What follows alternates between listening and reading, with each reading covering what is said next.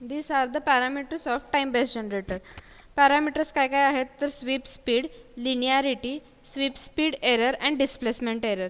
Displacement error आणि sweep speed error म्हणजे काय तर 0 मॅक्झिममपर्यंत रीच होण्यासाठी जी आपल्याला आयडियल वेवफॉर्म हवी असते आणि आपल्याला मिळणारे वेवफॉर्म जर त्यापासून डिफरंट असेल तर ती झाली एरर.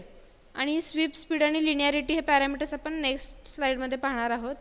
तर स्वीप स्पीड म्हणजे काय 0 मॅक्झिममपर्यंत येताना जर समजा इथून 0 आणि मॅक्झिममला तुम्ही इथेच रीच झालात तर ती झाली हाय स्वीप स्पीड. म्हणजे स्वीप होताना एकदम हाय स्पीडने गेलं आणि ते 0 तुम्ही मॅक्झिममला इथे रीच झालात तर हे झालं लो स्वीप स्पीड. हां, आणि त्यानंतर लिनियरिटी. नेक्स्ट पॅरामीटर काय आहे लिनियरिटी. लिनियरिटी म्हणजे काय असणार आहे तर आउटपुट व्होल्टेज वेवफॉर्म जी आहे व्होल्टेज वेवफॉर्म और करंट वेवफॉर्म ती linearly with respect to time change होत आहे का. आता समजा इथून इथे टाईम चेंज होताना लिनियरली चेंज झालेला आहे बघा. म्हणजे 0 मॅक्झिममपर्यंत स्ट्रेट लाईन आलेली आहे. तेच इथे तुम्ही पाहू शकता 0 मॅक्झिममपर्यंत नॉन लिनियर वेवफॉर्म आहे. म्हणजे चेंज असं कॉन्स्टंट चेंज नाही आहे, लिनियर वेवफॉर्म नाही आहे, म्हणजे स्ट्रेट लाईन अशी आलेली नाही आहे, तर सॉटूथ वेवफॉर्म आहे ही.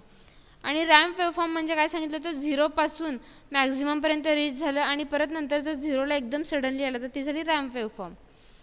हां, तर असे हे पॅरामीटर्स आहेत.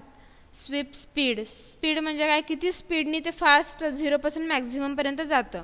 हाय स्पीड आहे त्याची का लो स्पीड आहे ते म्हणजे स्वीप स्पीड. ओके. त्यानंतर लिनियरिटी म्हणजे काय ही वेवफॉर्म लिनियर आहे का नॉन लिनियर आहे अशी, म्हणजे त्याची लिनियरिटी चेक केली जाते त्यावरून. आणि एरर तर सांगितले 0 मॅक्झिममपर्यंत रीच होताना जे काही एरर येतात म्हणजे समजा आपल्याला लिनियर वेवफॉर्म पाहिजे असेल आणि वेवफॉर्म आली नॉन लिनियर म्हणजे असा पोर्शन जर आला तर हे जे आहे ते इथलं पार्ट जो येणार आहे तो एरर येणार आहे. त्यानंतर व्होल्टेज वेवफॉर्म जनरेटर आपण क्लासिफिकेशन कसं केलं होतं तर voltage time based generator and current time based generator. तर व्होल्टेज टाईम बेस्ड जनरेटरमध्ये टाईप आहे मिलर स्वीप जनरेटर.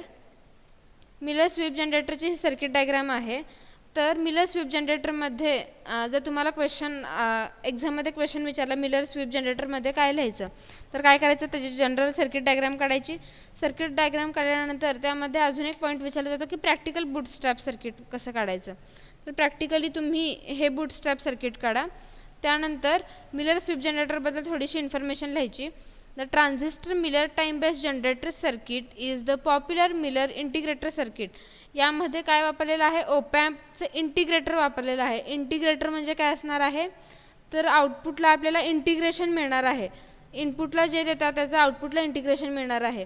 म्हणजे आता साईनचं इंटिग्रेशन काय असणार आहे तर मायनस कॉस. साईनचं इंटिग्रेशन काय असणार आहे साईनचं इंटिग्रेशन असणार आहे कॉस. तर आपल्याला साइन वेवफॉर्म दिली तर आउटपुटला कॉस वेवफॉर्म मिळणार आहे. अशा प्रकारचं इंटिग्रेटर सर्किट आपण इथे यूज केलेलं आहे मिलरमध्ये. Miller integrator circuit that produces a sweep waveform. This is the mostly used in horizontal deflection. See Miller sweep circuits are the most commonly used integrator circuit in many devices. It is widely used sawtooth generator. हे sawtooth generator म्हणून खूप ठिकाणी use करतो आपण Miller sweep generator. त्यानंतर आहे bootstrap sweep generator.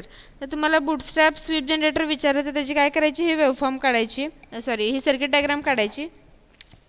ही circuit diagram काढल्यानंतर त्याची प्रॅक्टिकल सर्किट डायग्राम विचारल्यावर पण ही सर्किट डायग्राम काढायची. त्याचं ऑपरेशन कसं होतं ते लिहायचं. ऑपरेशन कसं होणार आहे तर आपण इनपुटला इथून इथे व्ही इन असायला हवं. तर व्ही इन जेव्हा आपण अप्लाय करतो त्यानंतर आपल्याला काय मिळणार आहे वेवफॉर्म. तुम्हाला पूर्ण सर्किटबद्दल डिस्क्रिप्शन लिहायची काही गरज नाही आहे. तर तुम्ही काय लिहा तुम्हाला एक्झामला क्वेश्चन कसे विचारतात बघा तर draw the bootstrap sweep circuit and describe its with waveform. मग वेवफॉर्म फक्त काढायचे आहेत बूटस्ट्रॅप स्वीप जनरेटरच्या. तर bootstrap sweep generator is a time based generator circuit whose output is fed back to the input through the feedback. This will increase or decrease the input impedance of the circuit. This process of bootstrapping is used to achieve the constant charging current. हे बघा waveforms of bootstrap generator काय आहे तर आपण त्याला काय दिलेलं आहे वेवफॉर्म जेव्हा आपण देणार आहोत इनपुटला ट्रिगर इनपुट देणार आहोत तेव्हा आउटपुटला 0 मॅक्झिममपर्यंत असं व्होल्टेज आपल्याला चेंज झालेलं दिसणार आहे. त्यानंतर तुम्ही ह्याचे वेवफॉर्म काढून त्याबद्दल एक्सप्लेनेशन लिहू शकता. आणि डिटेल जे एक्सप्लेनेशन आहे ते मी नोट्समध्ये देणार आहे. तर फक्त आपण जनरली काय लक्षात ठेवायचं आहे, ही सर्किट डायग्रामला इथून व्ही इन व्होल्टेज देतो. व्ही इन व्होल्टेजनुसार आपल्याला काय मिळणार आहे, आउटपुट व्होल्टेज मिळणार आहे. आणि the main advantage of this bootstrap ramp generator is that the output voltage ramp is very linear and the ramp amplitude reaches the supply voltage level. म्हणजे काय असणार आहे, हा जो पार्ट आहे खूप लिनियर पार्ट असणार आहे, लिनियरिटी खूप जास्त असणार आहे बूटस्ट्रॅपची. आणि हे रॅम्प व्होल्टेज जनरेट करतं.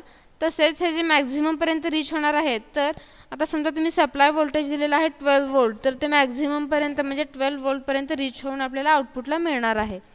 ओके. त्यानंतर current time based generator. The basic simple RC time based generator or ramp generator sweep generator consist the common base configuration of transistor and 2 resistor. यामध्ये सर्किट डिस्क्रिप्शन काय काय आहे ते लिहायचं आहे. म्हणजे 2 रेझिस्टर आहेत, एक ट्रान्झिस्टर आहे. आणि ट्रान्झिस्टर कसा आहे, तर कॉमन बेस कॉन्फिगरेशनमध्ये यूज केलेला आहे. हॅविंग 2 रेझिस्टर यूज केलेले आहेत. Having 1 in emitter and another in collector. The VCC is given to the collector of the transistor. त्याचं सर्किट डिस्क्रिप्शन झालं. हे सर्किट कशाचं आहे, तर करंट टाईम बेस्ड जनरेटर. त्यानंतर हे त्याच्या वेवफॉर्म आहेत. करंट टाईम बेस्ड जनरेटरमध्ये कसं काय असणार आहे, तर इनपुट व्होल्टेज जे एमिटरला व्होल्टेज आपण देणार आहोत त्यानुसार आउटपुटचं कलेक्टर करंट चेंज होणार आहे. जर तुम्ही पाहू शकता तर इथे कलेक्टर करंट मिळणार आहे आपल्याला आउटपुटला. म्हणजे जे आउटपुटला वेवफॉर्म आहेत त्यात चेंज होताना कशाचे वेवफॉर्म चेंज होणार आहेत, करंटची वेवफॉर्म चेंज होणार आहे. म्हणजे लिनियरिटी कशाची असणार आहे, यात करंटची असणार आहे. अशा प्रकारचे हे 3 सर्किट आहे. जर तुम्हाला एक्झामला या तिन्हीपैकी कुठलाही क्वेश्चन विचारला तर तुम्ही काय करणार आहात, आधी त्याची सर्किट डायग्राम जी तुम्हाला ऑलरेडी या स्लाइड्समध्ये दाखवलेली आहे, सर्किट डायग्राम, त्याबद्दल थोडंसं एक्सप्लेनेशन आणि वेवफॉर्म. ओके. आणि वर्किंग ही थोडंसं तुम्हाला लिहावं लागेल, ते मी तुम्हाला नोट्समध्ये देणार आहे. त्यानंतर ॲप्लिकेशन ऑफ स्वीप जनरेटर काय आहेत, तर it is used in the cathode ray oscilloscope, in radar indicator, in television indicator. त्यानंतर in time modulation and in precise time measurement. हे त्याचे ॲप्लिकेशन्स आहेत. ॲप्लिकेशन तुम्हाला मी स्टार्टिंगला सांगितलेलं आहे की it is most widely used in the cathode ray oscilloscope.